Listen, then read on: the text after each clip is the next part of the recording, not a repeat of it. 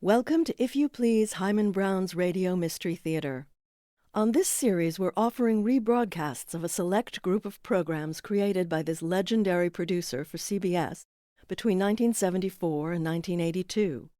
Brown reimagined radio drama for contemporary times. Our new series offers some of these exciting works again. Before the play, commentator John Slavney shares details about the cast, the writer, and the plot. Your job? Listen. If You Please is produced in loving memory of Robert Isaacson.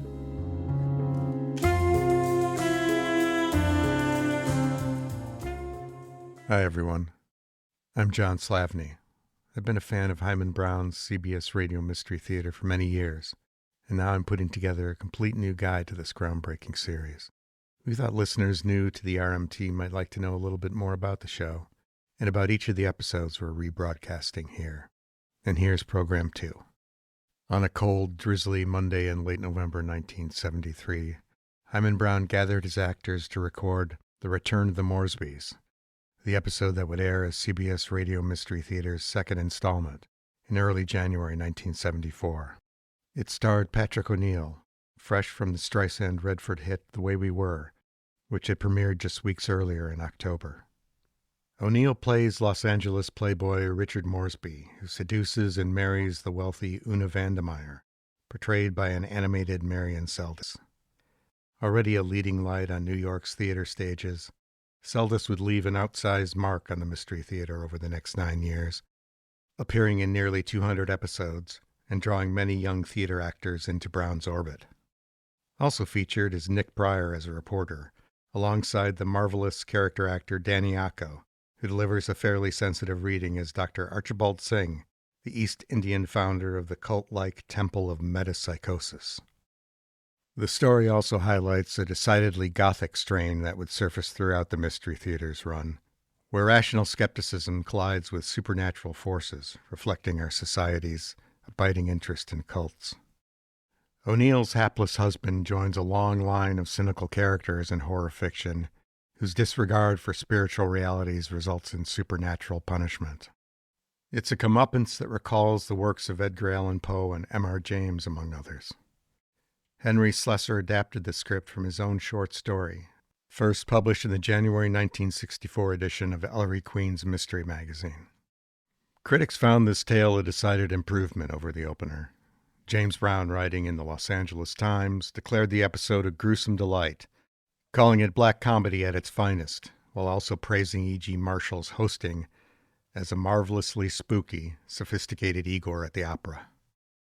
Here, then, is the second episode of the series, first airing January 7th, 1974, The Return of the Moresbys.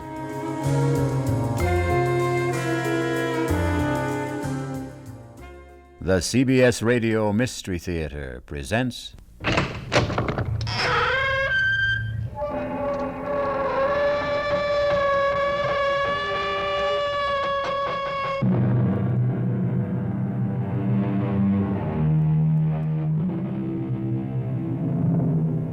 Come in. Welcome. I am E.G. Marshall. Welcome to the sound of suspense, the fear you can hear. For the next 52 minutes, we're going to take you into the world of mystery, into the world of terrifying imagination. The story you are going to hear concerns a question which has been asked since the first men on earth were born and died. Is there a life after death? Is there a way to return from the grave? And if there is, can we come back in the body of a living creature? Even one that has claws instead of fingernails? Here is one chilling answer. Dr. Singh, you have to tell me, could my wife have come back as a bird, a sparrow, something like that? Well, your wife was a rather big woman, Mr. Moresby, in a physical sense. How about a snake? A seagull? How about a cat? A great, big, fat cat? A cat?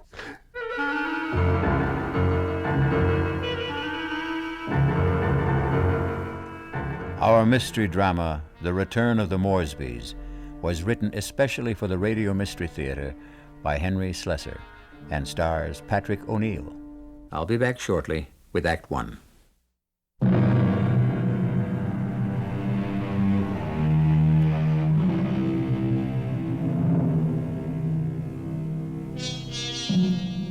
Now here is Act One.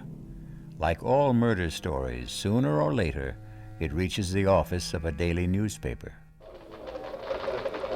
You wanted to see me, Chief? You bet I want to see you, Pronty. Come in and shut that door. I bet I know what it's about. That story I filed on Richard Moresby, right? I got a flash for you, Pronty. This is a newspaper office, not a fiction magazine. You take this story of yours and see if you can sell it to Weirdo Digest or something. But get it off my desk. Now, wait a while, Max. I know it's offbeat, but I thought I handled it with a kind of a light touch. Stories about murder can't be handled with a light touch, not on this paper. But it's accurate. I mean, this is exactly what the guy Moresby told me, just before he died. Well, he must have been out of his head. He asked for somebody to hear his story. That's how I got to meet him. I was at the hospital covering that subway accident. Now, that story made sense to me. Nothing but nice, clear facts. But this nonsense... Please, let me tell you about this guy. Maybe you'll change your mind. All right, what about him? Well, for one thing, he was a real distinguished-looking guy. The only thing peculiar about him was his eyes. His eyes? Yeah. They were the palest blue eyes I ever saw on a man. They weren't really blue at all. They're like silver. Big deal. So he had silver eyes. And when he started to tell me about himself, well, I just had to hear the whole story, Chief. Yes, I was born And in you would London, have, but too. my family moved to the States when I was young. They didn't improve much on the climate when they did. We lived in Vermont. I don't think I was ever warm enough until the age of 24 when I moved to Southern California. I lived on beaches. A superb swimmer, a superior surfboarder, and a terrible bum.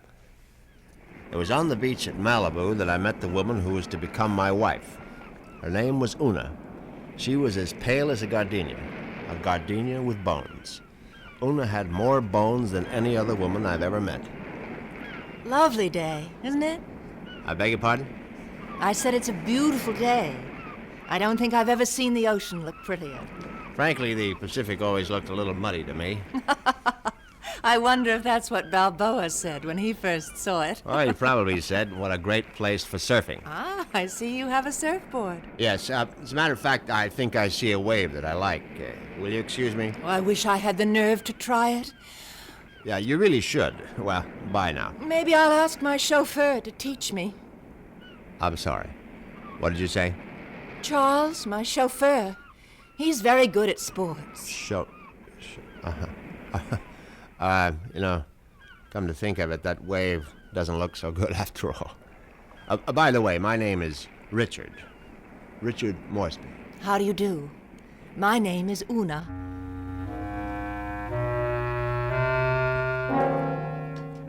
Una Vandermeyer. That was her name.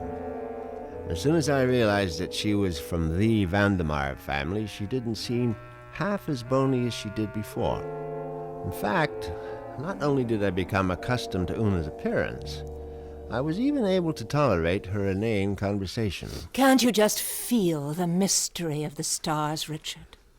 Sometimes I feel their vibrations as if they're trying to communicate with me. Do you ever feel that? Well, sometimes, I suppose. I really think we must be one with the universe, don't you? I really believe there's just one great universal soul, and we're all part of it. Don't you think so, too? Yes, of course. Right on, as they say.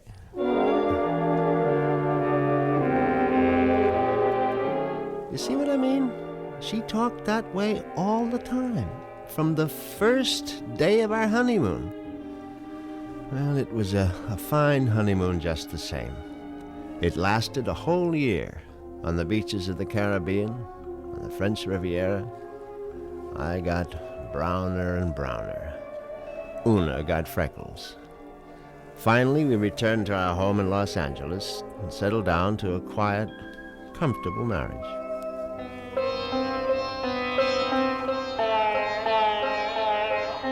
What on earth is that you're playing? It's sitar music, darling. Oh, it's just so spiritual. What made you buy the record? No, Dr. Singh recommended it. Who? Dr. Singh, at the Temple of Metapsychosis, you know. The Temple of what? Metapsychosis. I told you about joining the temple last week. Oh, Richard, sometimes I think you don't listen to me. Now, as you may know, Southern California abounds in quasi-religious organizations, and she'd gone through a number of them without discovering the universal soul at any of their altars. Darling, please come to one of Dr. Singh's lectures. He's such a magnificent speaker. He emits such vibrations.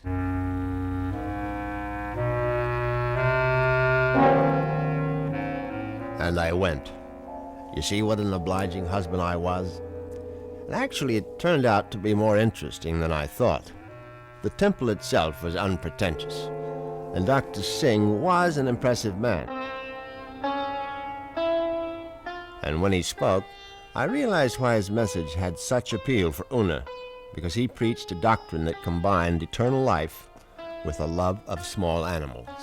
The soul is immortal. The soul cannot die. The soul, upon leaving the body, must make its passage elsewhere. There is a science called eschatology, which deals with the last four things: death, judgment, heaven, and hell. It is the most ancient of all sciences, and from its wisdom has come the inescapable certainty of the transmigration of souls. Yeah, I know it's a bit weird, but stay with it. And where does the soul go?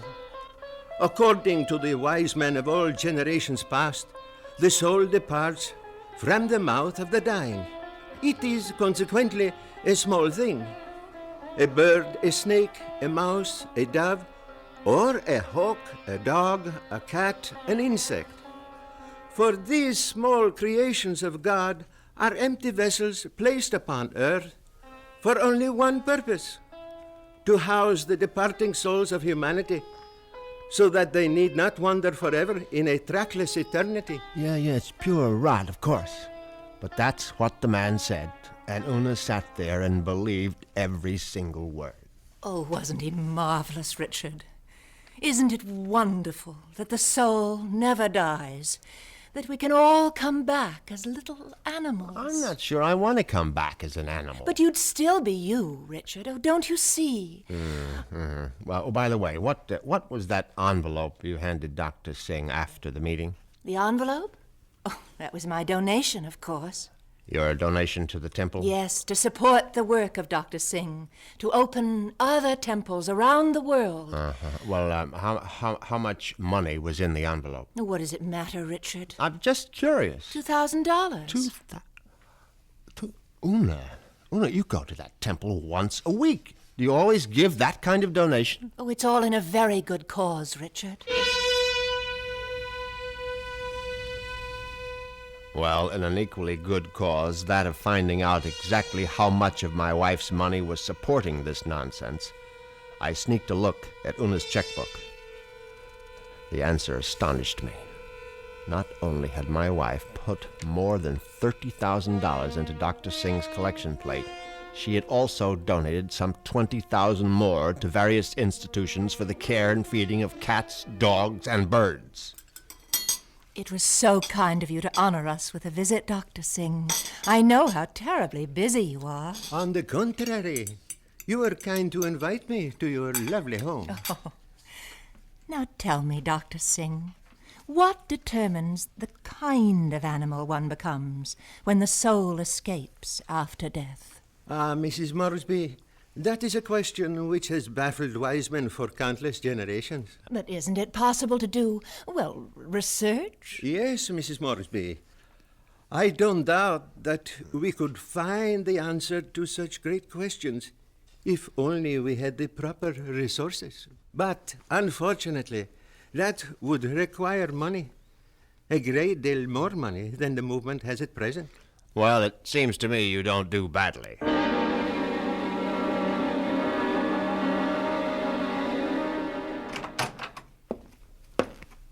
Well, there you are. Hello, Richard. Where have you been all morning? Right here, My little sewing room. Don't tell me you were sewing. Oh, don't be silly. Actually, I've been composing something. A letter? Oh, something more important than that. Richard, do you realize that I have no last will and testament? Well, why should you? Healthy young chicken like you. I can't call myself young anymore, Richard. You'll always be young to me, darling. Oh, that's very sweet. But just the same, it's only practical to have a will.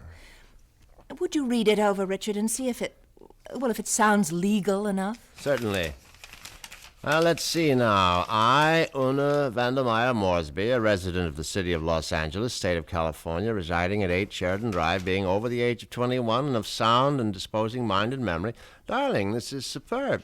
Where on earth did you get the language? Well, to tell you the truth, I copied it out of Daddy's will. The one that left you $10 million? Yes. Well, I don't see how you could go wrong.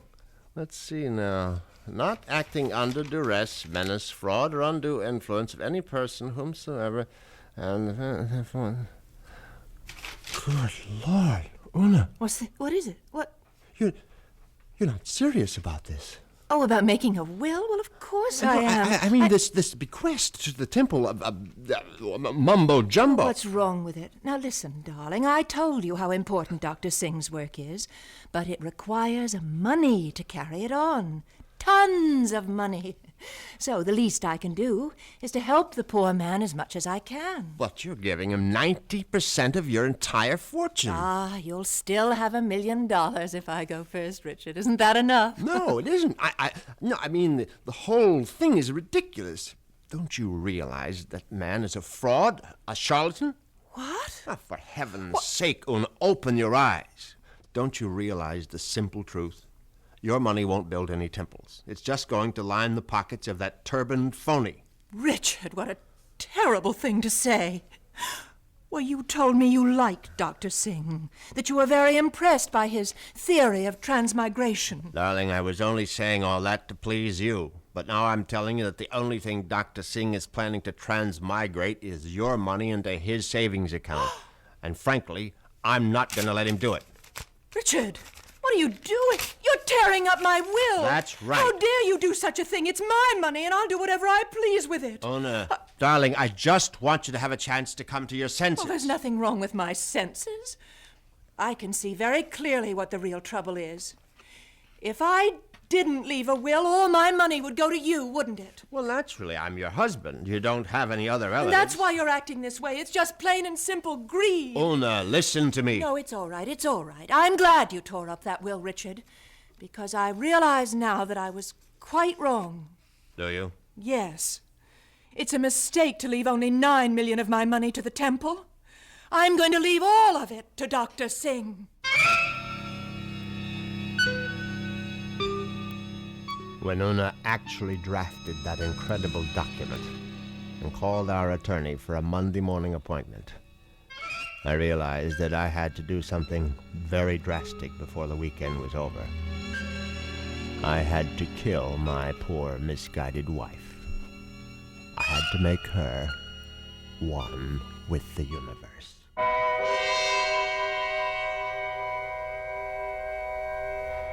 It's obvious that Mr. Moresby is going to be a very reluctant murderer. The question is, will his reluctance get in the way of his efficiency? We'll get the details when we return shortly with Act 2. Like what you're hearing so far? Are you curious about the history behind radio programs just like this one and the dramatic genius who created them? In the 9-part award-winning documentary Audio Maverick, we explore the golden age of radio through the life of Himan Brown. You'll hear the history of radio come to life as we travel from the birth of audio drama to the programs that brought millions of families into their living rooms every night. Audio Maverick is available anywhere you get your podcasts.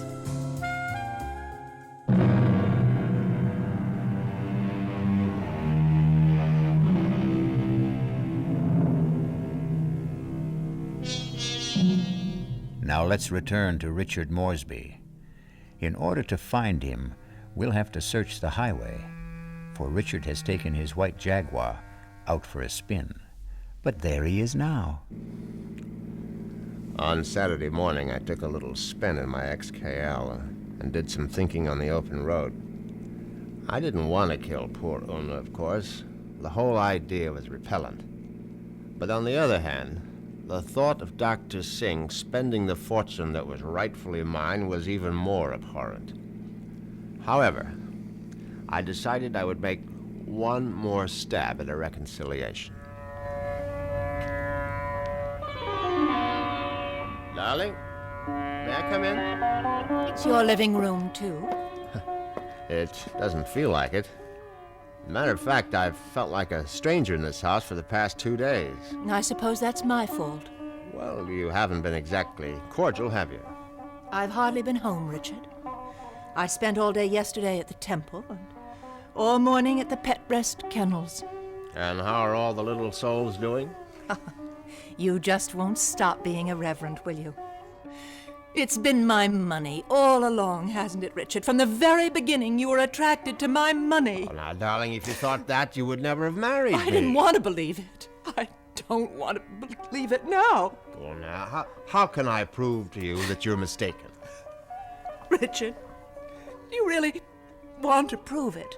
Of course, I'll do anything you say. All right. Then I know exactly what you can do.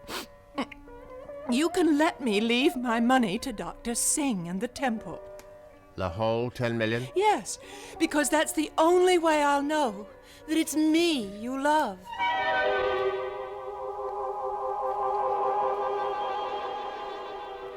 Well, you can't say I didn't try. But Una's decision now left me with absolutely no alternative. I was still deeply unhappy about the necessity of taking her life.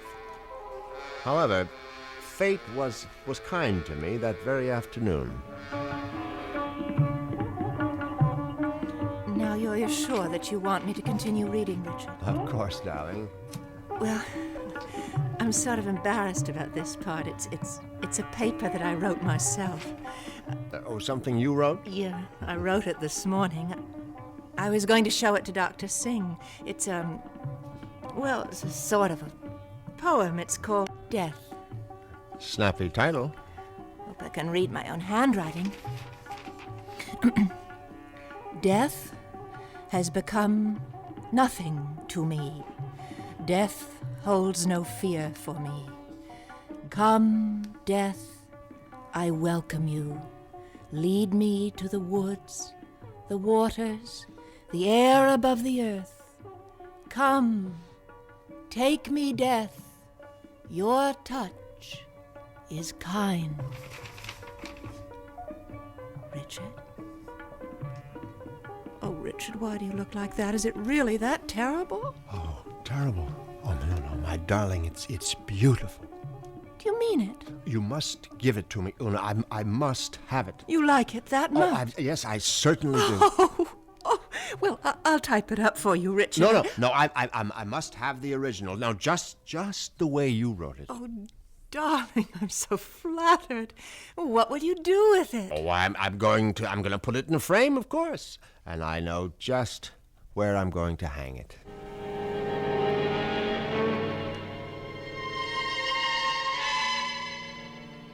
Yes, I could hardly believe my ears. Una had written her own suicide note in her own handwriting. It was truly karma at work. Now there was no question of failure, and no longer any need for delay. Oh, what a lovely idea this was, Richard.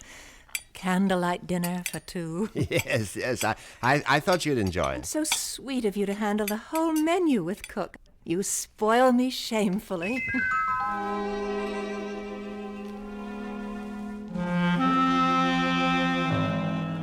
And that night, I spoiled her just a bit more by bringing hot cocoa to her in bed. Oh, Richard, you shouldn't have bothered. But I know how you like your hot cocoa before retiring, Una. You can't get to sleep without it. No, but Parker could have brought it to me. Oh, no, this is something I had to do myself. Oh. Drink it down now. Yes. I'm drinking it. Does it taste all right? Oh, it tastes just fine.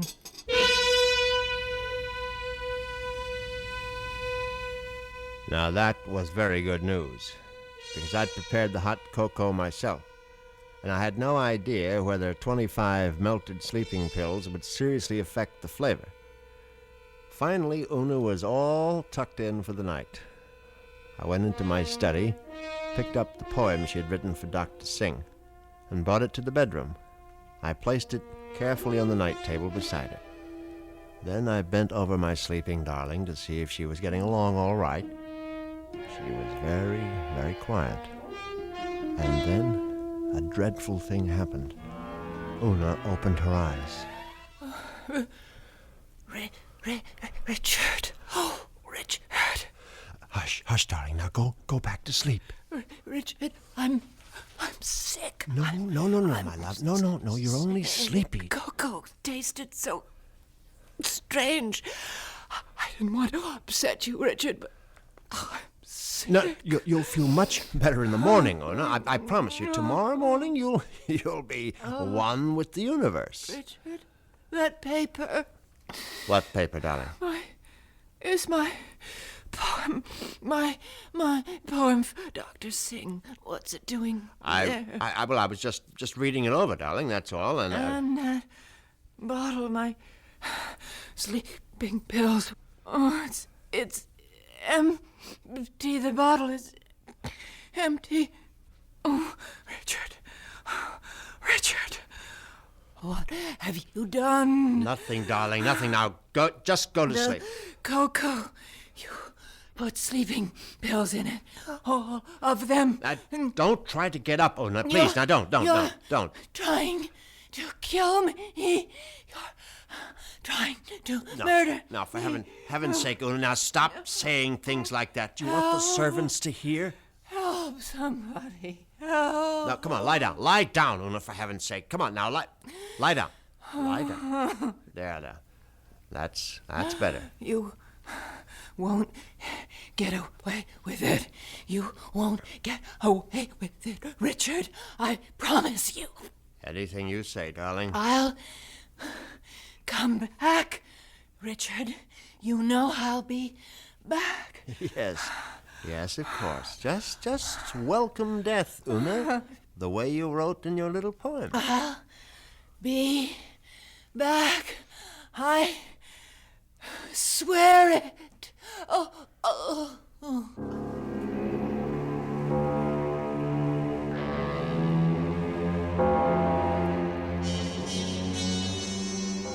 The funeral was held 2 days later.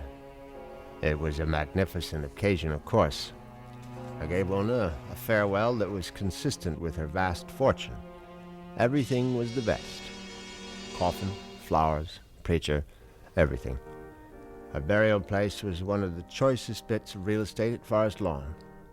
The only discordant note was the fact that Dr. Singh insisted on saying a few words at the service. They were familiar words, but frankly, they gave me a slight bit of a chill. The body of Una Moresby is dead, but her soul lives on. The soul cannot die. The soul is immortal. It has left the earthly remains of this woman and has sought the body of a small living thing. There it will abide until the Almighty is ready to choose its next home. Mourn not the end of Una Moresby, for there is no end. I couldn't help congratulating myself on how well everything had gone. When I called for medical attention the night of Una's death, the physician was only too ready to declare her a suicide. The police had to be informed, naturally, and they too agreed with the doctor's verdict. Una had died by her own hand, and she had died without a will. There was simply no question that the matter would be probated in my favor. Suddenly I realized I was not only rich, but a rich widower. What vistas opened for me? The devil! Look out, you stupid mongrel! Idiot dog, trying to get run over. I admit I was shaken up by it. I mean, it was sort of a coincidence, you know? Right after the funeral and all that.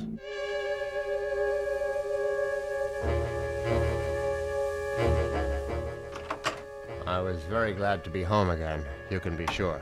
Excuse me, Mr. Moresby. Yes, Parker? Cook is worried about the raccoon, sir. The what? There's been a raccoon at the kitchen door all morning, and Cook is badly alarmed, I'm afraid. I've tried to scare it away, but it keeps returning. A raccoon, for heaven's sake? Why don't you just shoot it and make a coat out of it? I was wondering if you wished me to call the game warden, sir. Please, Parker, do whatever you please about it. I'm going to take a nap. Yes, sir. Very good, sir.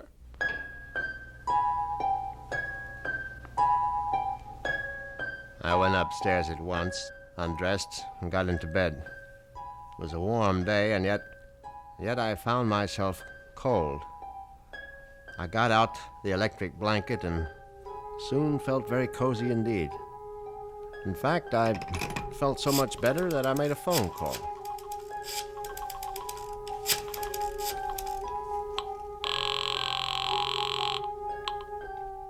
Hello, may I speak to Rachel? Thank you very much. Hello, Rachel? Yeah, who's this? Rachel, you probably don't even know my name, but it's Moresby, Richard Moresby. Huh? Who? You met me at the club numerous times. I'm the rather distinguished-looking gentleman who sits at the table on the far right corner. Oh, yeah, well, that's not my station. Yeah, I know it isn't, and I've always regretted it. Frankly, I would have enjoyed my lunches at the club even more if you had served them. Listen, I'm pretty busy right now. Well, but what I wanted to find out was if you're busy this evening. Oh, what'd you have in mind? Oh, a little, quiet dinner, perhaps? Is that all you had in mind? Why don't we just wait and see? I can pick you up outside the club whenever you're free. Yeah, how I know it's you. I mean, I'm still not sure which gentleman you are. I'll be sitting in an XKL Jaguar. Do you think you'll recognize it? A Jag? I get off at 6:30. See you then.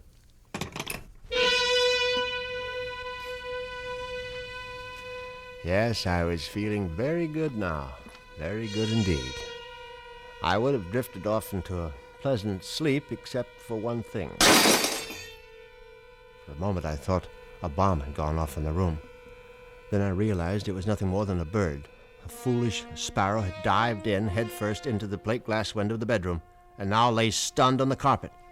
I looked at the thing's fluttering little heart, and suddenly I was struck by a terrifying palpitation of my own. The dog, the raccoon, the bird. Good Lord, could one of them have been Una?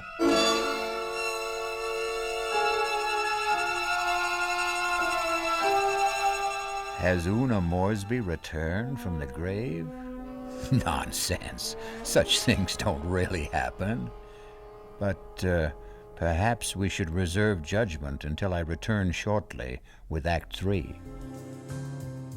Like what you're hearing so far? Are you curious about the history behind radio programs just like this one and the dramatic genius who created them? In the 9-part award-winning documentary Audio Maverick, we explore the golden age of radio through the life of Himan Brown.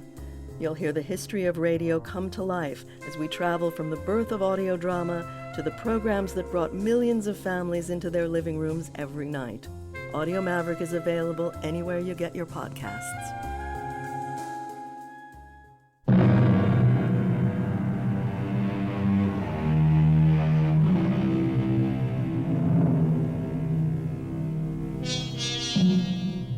Now let's see if common sense has returned to our hero. He's doing a sensible thing right now. He's taking a good, refreshing shower.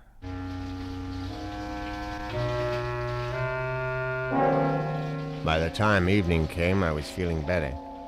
All my peculiar notions about Una's animal reincarnation seemed ludicrous as I stood in front of the shaving mirror.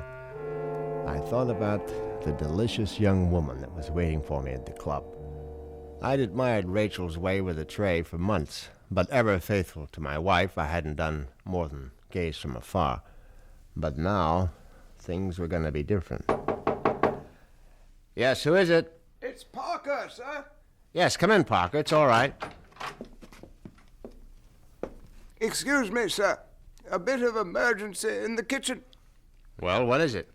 A snake, sir. A what? Cook insists that there's a snake curled up in the telephone wire. Oh, that's ridiculous, Parker. Cook says it's there, Mr. Moresby.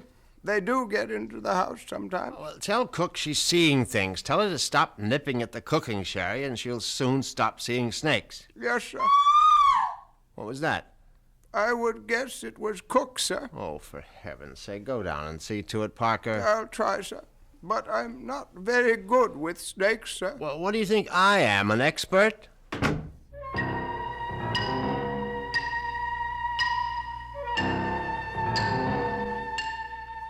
But that wasn't the end of it. 10 minutes later, Parker was back upstairs saying that the snake had left the kitchen and run into the living room. No, I suppose snakes don't run, they slither. It slithered into the living room and was now embracing still another telephone wire, obviously mistaking it for a long-lost love.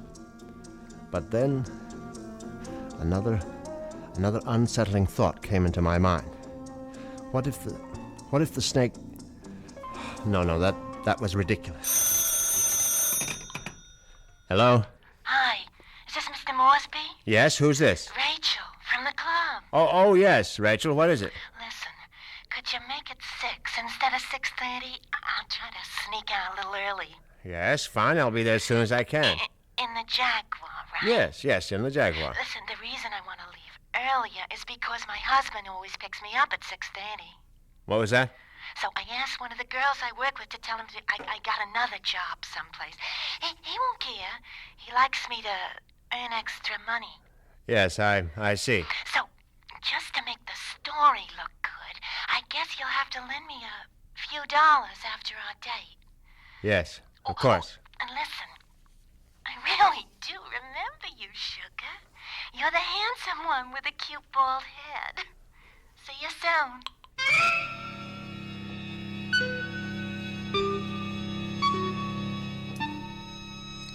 As it happens, I have a very full head of hair. But distressing as Rachel's telephone call was, an even more disturbing thought intruded. The snake was in the telephone wire. What if the snake had been trying to listen in on the extension phone? I knew the idea was absurd, but I couldn't help a superstitious shiver of dread. In fact, I was so troubled that I decided to forego my date with Rachel, the waitress. It wouldn't matter anyway. She'd be angry at some man at the club with a cute, bald head. The next day, I did the only thing that really relaxed me. I went to the beach. It proved to be an excellent idea. I stretched out on the golden sand and let the sun warm me. I listened to the waves beating against the shore. I listened to the haunting cries of seagulls circling overhead. Suddenly I was aware that the gulls which had been hovering over the water were now hovering over me. Now, instead of their cries being sad and plaintive, now they seemed menacing. I stood up hastily, but the gulls seemed to be increasing in number. I saw their sharp, pointed beaks, their raking claws. They were predators, of course. How many times had I seen them swoop into a dive and snatch up some poor fish out of the sea? And there was one seagull in particular. Its beady eyes seemed to be staring at me. No, it was my imagination, of course. I wasn't a fish, I was a man, but just the same, I found myself running down the beach. Running for dear life. And that's when I knew it was time to see a doctor.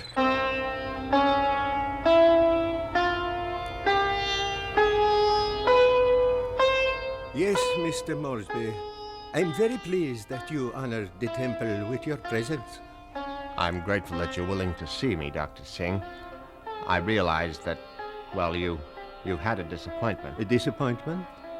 I'm afraid I don't understand. I know my wife made certain promises to you concerning her will. I believe she mentioned some modest donation. She wasn't in her right mind, of course. I mean, when she took those sleeping pills. Yes, it was very sad. I trust that she has found the peace and happiness that she sought. Frankly, that's what I wanted to talk to you about. I mean, about whether you really believe that my wife is, well, that she's some kind of animal right now.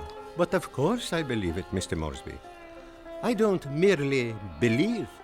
I'm positive. When your wife passed from this world into the next, her soul made its escape. Yes, I know how it goes, but what I'd really like your opinion about is what sort of animal do you think she might be now? I told you, Mr. Moresby, we have no way of knowing. But can't you take a guess? I mean, you said it might be influenced by a person's karma. Am I quoting you right? Yes, the kind of person she was in life may well determine the kind of animal she is now.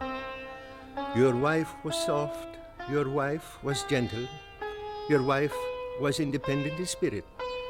Now, what animal does that remind you of? I don't know. I can't think. Then go home and think about it, Mr. Moresby. Go home and try to be one with the universe.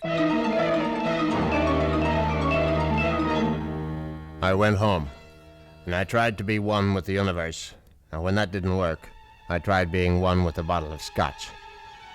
I was still in the library, asleep in the big leather chair, when I heard the noise in the cellar. I simply had to investigate. I looked into the cellar and found that one bare bulb wasn't enough for a thorough search. I found a flashlight and went down the cellar steps. At first there was nothing I could see. But then, there's an empty oil can. Swiftly, my flashlight picked out the culprit. At first, I thought it would turn out to be a mouse, but instead, it was a large, white cat. I don't like cats. I never have. Skulking, cynical creatures. When the beam of my flashlight hit it, the cat froze. I saw it was an alley cat. Its fur shaggy, its eyes baleful in the light. It was fat, and yet it was bony, too.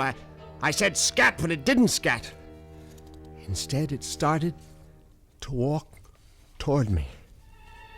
And I knew for certain what Dr. Singh had meant. I knew for certain I was looking at the reincarnation of my wife. As soon as that hideous apparition howled at me, I made a cowardly dash for the cellar door. Once I was on the other side, I remembered the hunting rifle that Una had given me for Christmas. It stood unused in an upstairs closet. I found it, I loaded it, and brought it back to the cellar. I hadn't fired a rifle since boyhood. I stood on the top of the stairs with my flashlight picked out the ghostly white form of the cat. I put down the light, raised the weapon, and squeezed the trigger. The report was deafening, but the recoil was worse. My precarious balance on the top step was lost. I fell to the bottom.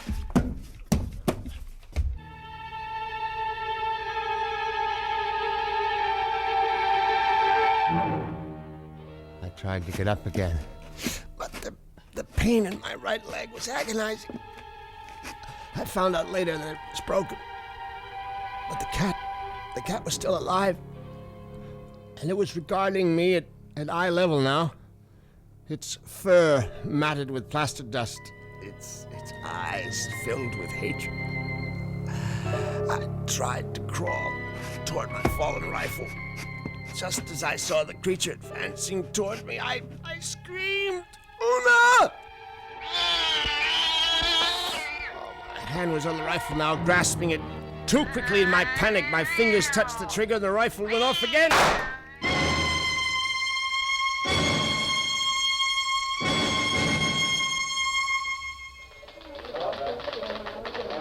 So that's how Moresby ended up in the hospital, Chief, with a broken leg and a bullet in his hip. And then he died. But I think he was telling the truth. You could see it in his eyes. His silver eyes, right? Yeah, his silver eyes. And you really believe that the guy's wife came back as a cat to get her revenge? What does it matter? It's still a good story. Sorry, Prouty, I can't okay it. Well, what if I got more details? What if I talked to this Dr. Singh? If I went to the Moresby cellar and found that cat? And what would you do then? Ask her if she's Mrs. Moresby? I still think it's worth a try, Chief. I'll tell you what, Prouty. What are you doing for lunch? I hadn't thought about it. Well, think about buying my lunch. You? There's a pretty good restaurant right around the corner where the Moresbys lived. Now, we can get a bite there and then check out that cellar.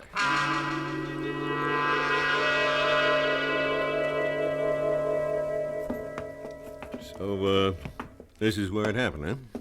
Moresby fell from these steps when he fired that rifle. Hey, you can still see the plaster dust where the bullet hit. Yeah, I see it. But I don't see any white cat.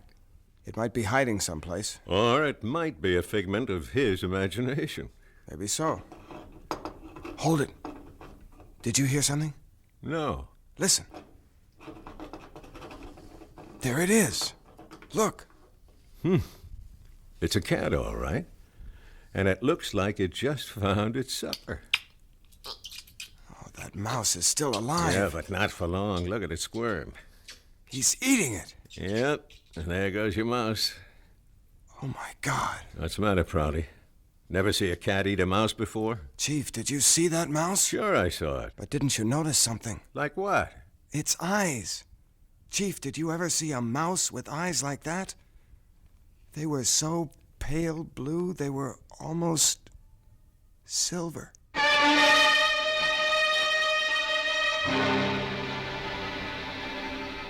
And so the cat and mouse game comes to an end. But according to Dr. Singh, there is no end. Perhaps Richard Moresby will have his turn next in another afterlife.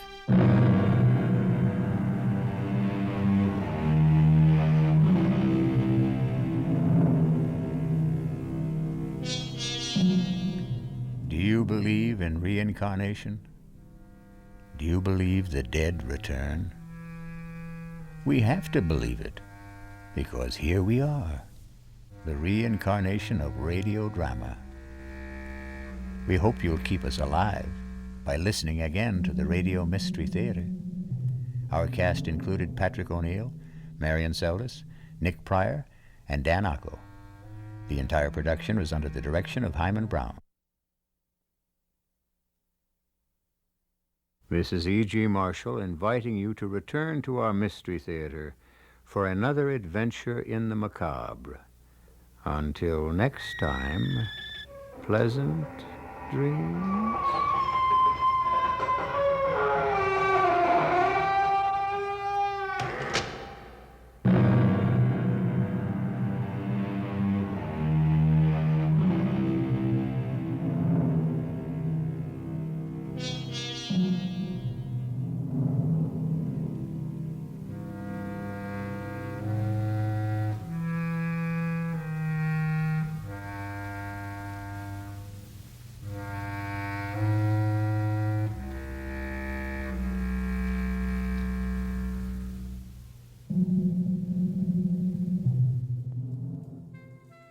If You Please, Himan Brown's Radio Mystery Theater is produced and directed by Sarah Montague.